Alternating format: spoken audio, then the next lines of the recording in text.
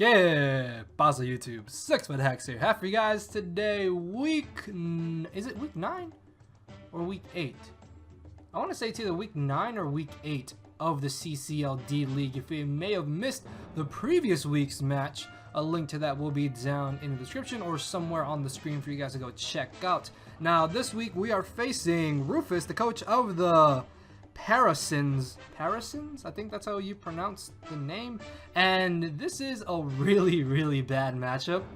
But if you guys do enjoy the video, make sure to hammer that like button down below. Now, I'm not sure if there's going to be a question of the day, but leave a comment about something, about the battle, about the video. I don't know, just leave a comment. Also, for those of you who are interested, this Friday will be our first upload of the Battle Union, aka the TBU, which is going to be on Wi-Fi, live recorded, and I should have a layout hopefully for the first week. If not, then by week 2 for sure I'll have a layout, but just definitely be on the lookout for that. That is going up Friday. The team building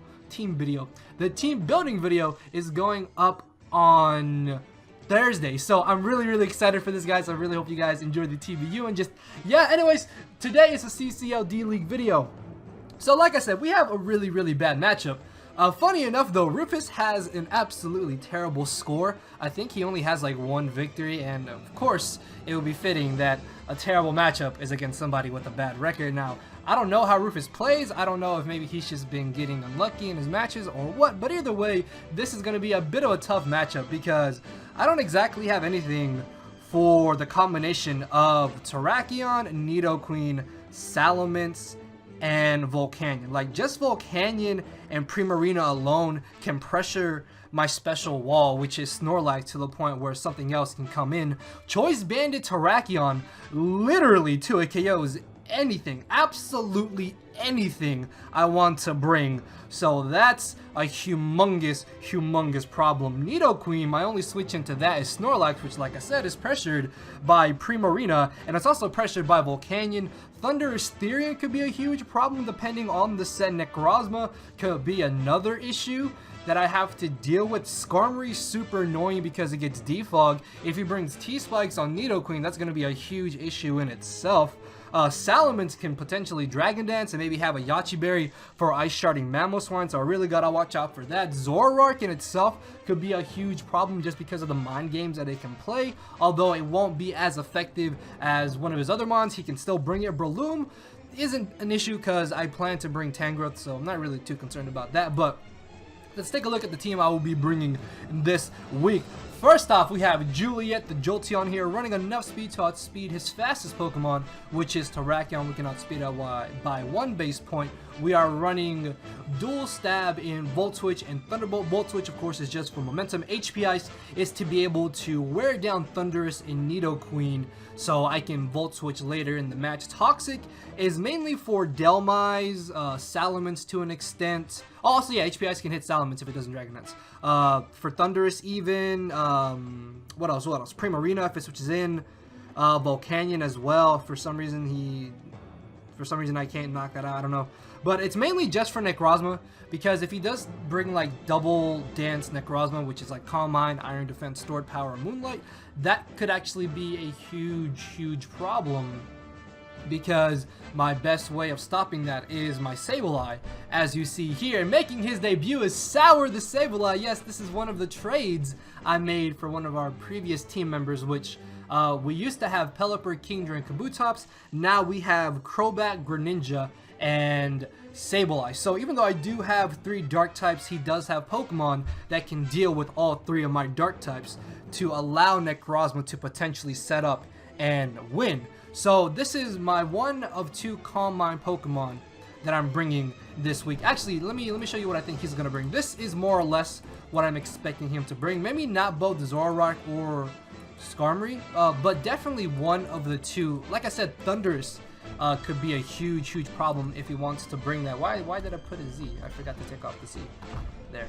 Thunderous could be a huge problem just because, as you can see, it's got a base 145 special attack, plus it's got Volt Absorb to stop my Jolteon from Volt switching.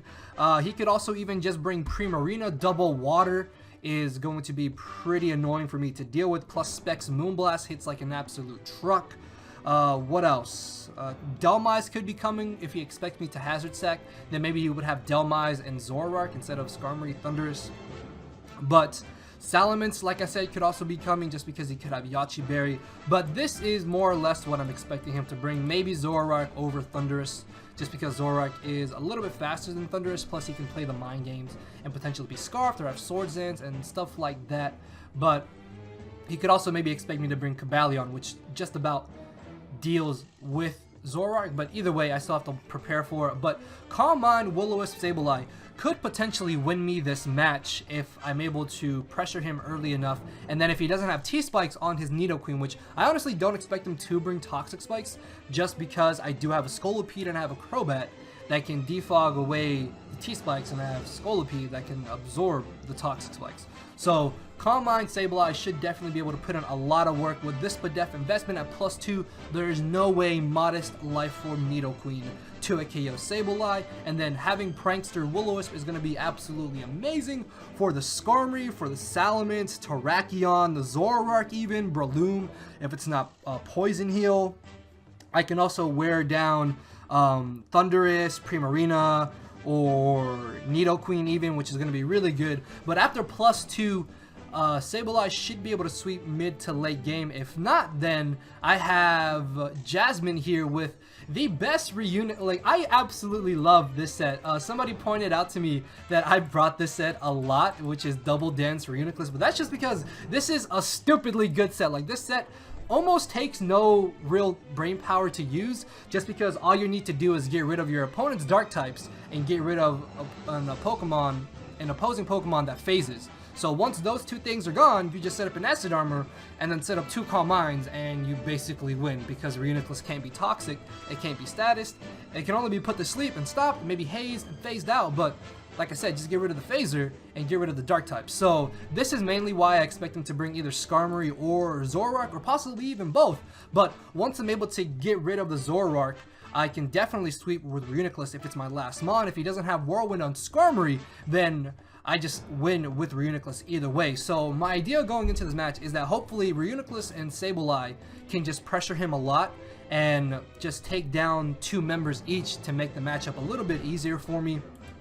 Next off, we have Bulky AF Snorlax here, because this is really my only switch-ins to Nidoqueen, Volcanion, Primarina, and Thundurus that's not carrying Superpower or Knockoff. I guess if he wanted to bring like specially offensive Salamence, which I mean he could bring, then this is a switch in as well. If he has non-knockoff Zoroark, this is also a switch in.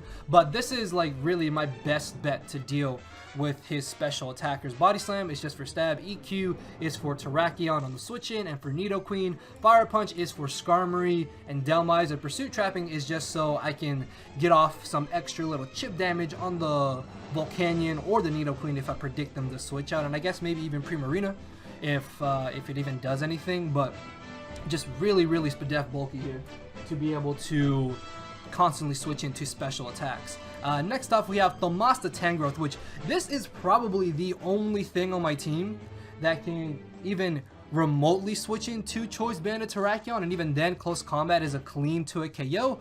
But the benefit of him locking himself into Close Combat is that I get an absolute 100 free switch into Sableye, or I get a free switch into Reuniclus. So that's really good for me, and from there I can either Willow, Calm Mind, or Shadow Ball, or Psychic, and just accordingly and go from there.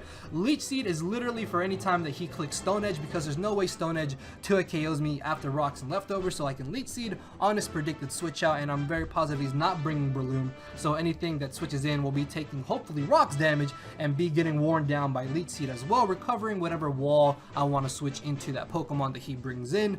Sleep Powder, again, if he doesn't bring Breloom or Delmise, which Delmise I don't think really has a good matchup in this game, but I have Hidden Power Ice for it anyways, and Delmise is usually pretty easy to wear it down either way. So if he doesn't bring either of those two, then I can just freely go for Sleep Powder and Leech Seed. Giga Drain is really just a filler move. I honestly don't see myself Giga Draining anything outside of the Primarina, but even then, if he does bring Primarina, it's still going to be nice to have Giga Drain, at least for stab.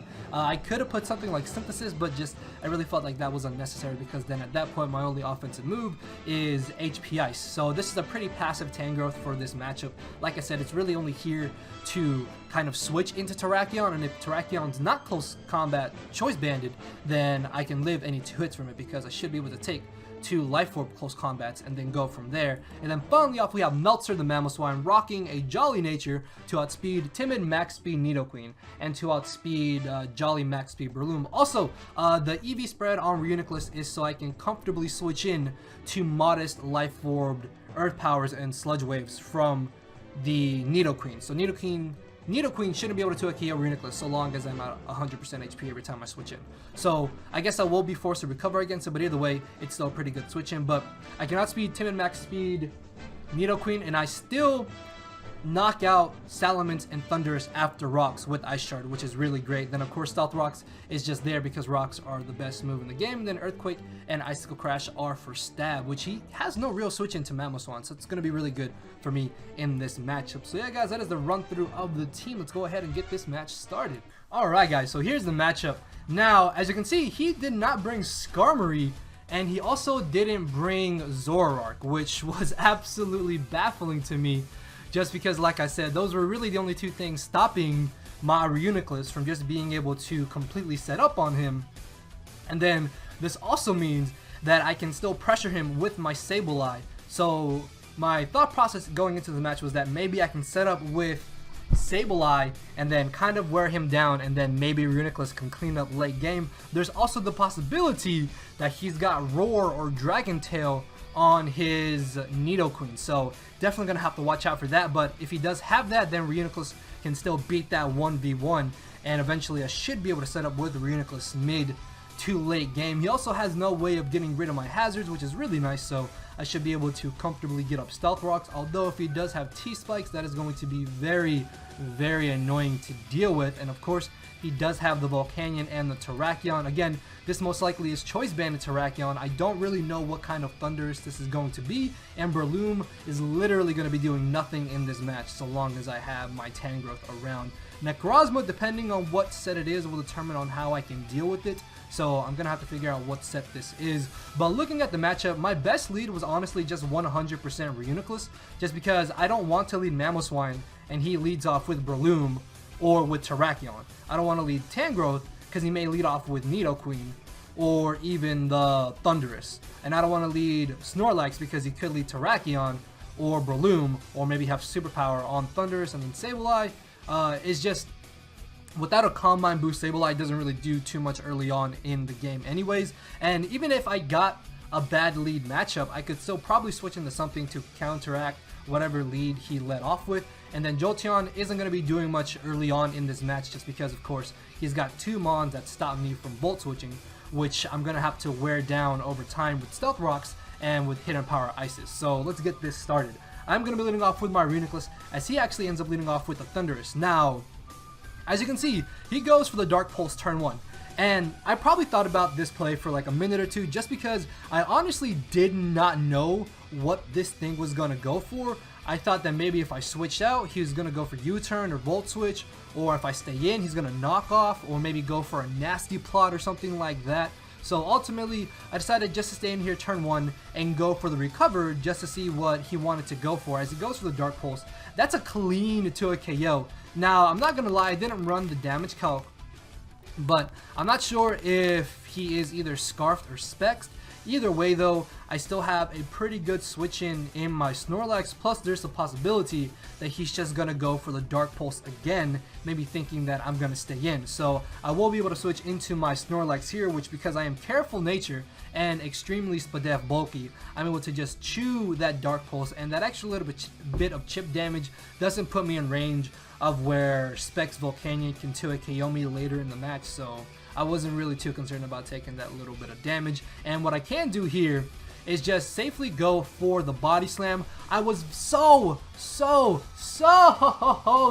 close to going for the Earthquake, as he does end up switching into his Terrakion here, and this was really ballsy on his part, just because I could have got the Paralysis here, and that would have made Terrakion so much easier to deal with, because at that point just about everything on my team is able to outspeed it, plus the turn that I switch into it, he could get paralyzed. So that's really good for me. Now, I don't have the Chople Berry, So I don't want to stay in here, and like I said in the team building process, my absolute best switch in to this potential choice banded Terrakion is my Tangrowth, which could potentially get to a KO by close combat. But if he is choice banded into close combat, that gives me a free switch into Sableye to potentially go for Will-O-Wisp or go for a Calm Mind and start to pressure him early on in the match like I wanted to. So I do switch directly into my Tangrowth here, as he ends up going for the Stone Edge here, does 37%, and then I see that he has Life Orb. And the fact that he has Life Orb is absolutely huge, because now there should be no way that he's gonna 2-hit KO my Tangrowth unless he sets up a Swords Dance, and then at that point, +2 Life Orb, close combat, I'm pretty sure it just OHKOs me after rocks. But outside of that, there's no way that this Terrakion can 2-hit KO my Tangrowth, which is absolutely amazing, because now I can basically consistently switch into Tangrowth against this Terrakion, and every time Terrakion is going to be taking Life Orb damage, and then if I'm able to get rocks up, he's going to be taking rocks damage as well. So I'm in a pretty good scenario right now. I can either go for the Leech Seed or go for the Sleep Powder, because I'm very positive that he's not going to risk switching into his Breloom. So I am going to take this chance to go ahead and fire off with Sleep Powder, expecting him to actually switch into the Nidoqueen. And if he had switched in Nidoqueen here, man, that would have been absolutely amazing, because I could have prevented him from potentially getting up T-Spikes if he had them and getting up Stealth Rocks. Although he could have Rocks on Necrozma, or he could be Rocks 3 attacks Terrakion, so that's still an option, but he most likely does have Rocks on Nidoqueen, and then there's a chance that he has the Toxic Spike. So I'm able to put this Volcanion to sleep, which is also really good, because this is one humongous special attacker nullified. And what I can do now is switch into my Mamoswine and hopefully get on my Stealth Rocks, as he is actually going to switch out into his Breloom, maybe thinking I would go for the Earthquake or something along those lines. But even if he was expecting that, there's literally nothing Breloom can do to Tangrowth, and because we both switched out here and I got the worst end of the switch outs, I am going to be forced to switch out myself. And I thought about this turn, actually no, he thought about this play for about a minute or two, because he didn't know whether or not I would risk staying in or switching out. Now, even though I am Jolly and I out prioritize Breloom, my Ice Shard does not OHKO Breloom at full HP. I need him to take 1 turn of Life Orb damage or 2 turns of Life Orb damage to 100% guarantee the KO with Ice Shard, because I am Jolly. And if I was Adamant, he would outspeed me anyways, unless he himself was Adamant. So I am going to be forced to switch out here into my Tangrowth, which has become a lot more useful, especially because that Terrakion is not choice banded. So he does end up going for the Mach Punch, and he turns out to be Life Orb. So after another Life Orb round, I will be able to knock him out with my Jolly Mamoswine, which is going to be really good for me. So much like earlier, I'm in a pretty good position right now. I can definitely go for the HP Ice, or I can predict them to switch out, and I do go for the Leech Seed, as I'm able to catch the incoming Nidoqueen. This is really nice, because I'm going to be able to wear down Nidoqueen every turn he wants to stay in, and very confident in the fact that he wouldn't go for a Fire Blast and most likely just try to get up Stealth Rocks here. I'm going to make a hard switch into my Mamoswine, as he reveals to have the Toxic Spikes. Now, these T-Spikes are really annoying, but they are secretly a blessing, as you will see. So I'm very positive that he's not going to risk leaving in his Nidoqueen against my Mamoswine, so I will be able to get on my Stealth Rocks pretty much for free this turn as he switches into his Necrozma. And I'm going to take this opportunity to switch into my Reuniclus, just because I expected him to want to try and get up Stealth Rocks, or maybe he could have tried to set up on me, as he actually ends up having the Brick Break, and I wasn't expecting that at all. So it's a really good thing I didn't leave in my Mamoswine. Also, Mamoswine couldn't have 2-hit KO'd him if he was max defense and max HP, so that itself would have been a bit of an issue if I did stay in there. But by bringing in Reuniclus here, I have the choice of either being aggressive and going for the Psychic, or I can try and Calm Mind or Acid Armor right now. And if I try and do this, I can break down his team, whether it be 1 or 2 Pokemon, to make it easier for the rest of my team to potentially win. So I do expect him to want to stay in or switch out, and I'm going to take this chance to go for the Calm Mind. I ultimately went for the Calm Mind because I thought that maybe he would try to hard switch into his Thunderous, and obviously he would be insane to try and bring in Terrakion against a Reuniclus. But he actually brought in Nidoqueen, which in itself is a little bit weird because now I'm in an absolutely great position to go for the Acid Armor. And after this Acid Armor, there is zero chance that the Terrakion and Breloom can OHKO me or even 2-hit KO me. And because he got up this layer of T-Spikes, his Breloom can now not put me to sleep. So I'm at +1 special attack and SPDEF, and I'm at +2 defense. So because Nidoqueen can't do anything to me outside of going for the Roar or the Dragon Tail, what I should have done here was gone straight for the Psychic, but I think I ended up going for another Calm Mind, which was a really dumb misplay on my part. Did I go? No, okay, I did go for the Psychic. Okay, so I thought that I went for the Calm Mind, but I actually go for the Calm Mind this turn on a switch into Volcanion because Volcanion still has to take that one mandatory turn. Why can I not speak? What the hell? That one mandatory turn of sleep. So I can get up my second Calm Mind here, and then I will be able to guarantee living any hit that he wants to go for, as he actually goes after me this turn, which tells me he most likely had a Roar on that Volcanion, which I guess is kind of interesting because that means he probably wasn't spexed, because Volcanion is definitely faster than Reuniclus. So I'm at +2 defense, +2 special attack, and +2 special defense. So I'm in a really good spot right now. As in comes the Terrakion. This thing has the potential to crit me, which is why I'm just going to be aggressive and go straight for the Psychic. On the off chance that he did crit me, I'm able to have taken down 2 Pokemon, and then the rest of my team should work around the rest of his team because he's lost 2 huge hard-hitting Mons. But because he didn't crit me, I'm able to live. As in comes the Thunderous. I don't want to potentially risk him flinching me down, so I am going to take this chance to go for the Recover, as that Dark Pulse only did 30%, and after Stealth Rocks at +2, I'm 100% able to knock him out with the Psychic, so this crit did not matter at all, unless for some reason he was Assault Vested, which would be a little bit weird.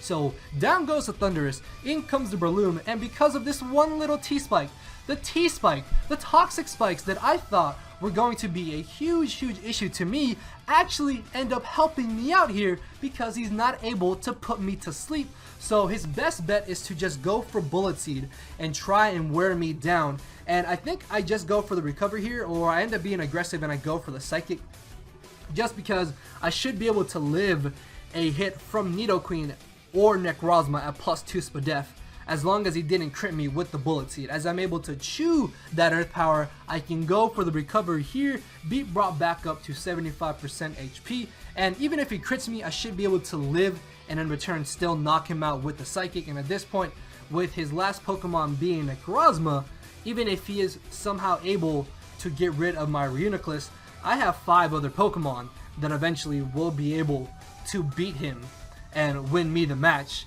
And just a little spoiler alert, Reuniclus is not going to be taken down by this Necrozma, and I'm going to actually end up 6-0ing Rufus in a matchup that he definitely had advantage of. If he had brought Zoroark or Skarmory, this match definitely would have been a lot tougher, because I would have had to play around with those Toxic Spikes and eventually got rid of Skarmory or got rid of Zoroark. So then Reuniclus could have set up and won. But yeah guys, that is the match. I hope y'all did enjoy, and if you did, make sure to hammer that like button down below guys. Again, this Friday is going to be the first week of the Battle Union on Wi-Fi. Those will 100% be live narrated, so I'm really excited for those, and the team building video for that will be up Thursday, so definitely go check out those videos guys when they go up later this week. And with that being said, thank you all for watching guys. I will see you all tomorrow, so later everybody. Cause my brain and heart are both tied in a knot, and this hinders me from crying a lot. This causing me to show no emotion, but when I said I cared, I wasn't joking. But I guess it's too late for me to become broken. For now, I'm living with no more pain, tears of hoping. I'm just coasting. Yeah, I said I'm coasting. No more pain, tears, hoping. For real.